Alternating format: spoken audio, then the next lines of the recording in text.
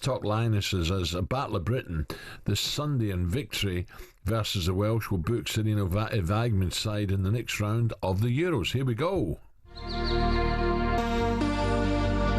Two left-footed shots, it's 4!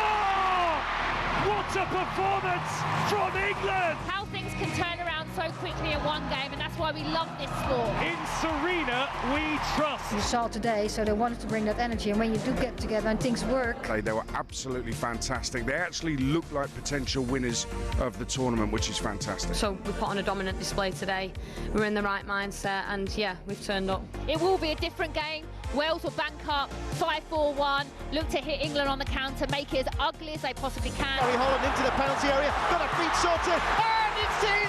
And yes, Fishlock can celebrate. On the roll over, we want to get a win. We want to finish this tournament on a high. Let's go for it, why not? Well, it was all doom and gloom one after the first one. Against France. Is there trouble in the camp? Is there a split? All this sort of nonsense.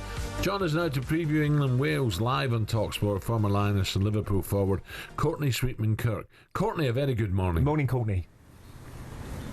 Good morning, both. How are you? Yeah, good. Courtney, that was a lot better, eh? That was, England needed a good performance, bang, and they got it. Yeah, that was certainly more like it, and it's something that I sort of said to the girls and Serena Weigmann after. It was definitely a fantastic performance, so different from the France one, and for me the big thing was the energy. The energy was so much different, the willingness for 90 minutes to go to Harry, to press, to win the ball back, to play well. So yeah, I think fantastic performance, but I don't think we write off Wales. I think it's going to be very different in the sense that, you know, France and Netherlands have gone up against us to play, to want to go and beat us, where for Wales I think that's a different prospect. Obviously they scored their first goal the other night, and now they're looking for their first point, and I don't think they'll go up against us to try and win. I think it'll be a more frustration tactics compared to France and Netherlands. Yeah, I think they get everybody behind the ball, and trying to hit England on the break. But who's going to be their key if they can hit them on the break? Who's their key players for Wales? Well, Jess Fishlock, she's the big one in terms of, you know, she's not necessarily that player that plays up front and is going to run in behind, but everything goes first. She's got so much quality, you know, so if you're looking at a player that embodies Wales, you know, their whole journey in terms of getting to their first major tournament, Jess Fishlock's your girl to look at.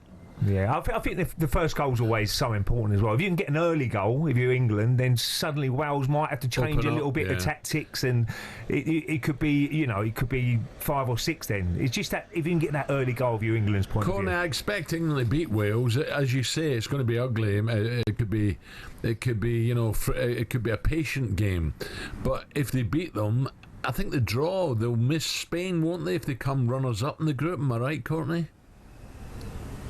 Yeah, if they come runners-up, they'll miss Spain in the semi-final.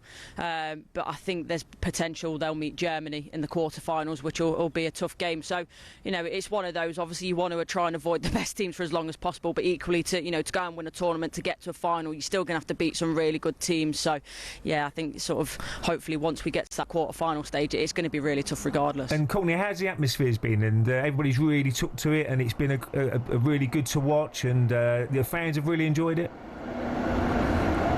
Yeah, it has. I'll be honest, when I first came in I was a little bit worried, because you get into Zurich airport and sort of the branding and marketing and all that sort of stuff, it was, well, very lacking. You wouldn't know there's a major tournament on sort of from the airport, but sort of getting into the city, you know, getting closer to the fan zones and stuff like that, I think it's been brilliant. That, you know, the big fan walks that the Netherlands have been doing to their games has been a spectacle to watch. And as I say, going into the city, seeing the fan zones, even this morning a couple of kids walking to school with a Switzerland top on, so, and obviously they're very happy after getting through to the knockout stages last night. Courtney, enjoy. Fingers crossed. Thank you very much. Thanks, Talk Courtney. later. There you go. So England against Wales. I think Courtney's right there. It will be. It's going to be a patient game. And our tough England. games to play in. We was involved in quite a lot of them when everyone gets behind the ball. Your strikers are even playing midfield, and you just got to try and get that. If you can get that early goal, suddenly it makes all their problems up, and they've got to change their formation. They maybe have to go out a little bit more attack, and that's when it really opens up then. Okay, so how can you hear it? England against Wales is live on talkSPORT 2 this Sunday. Don't miss it.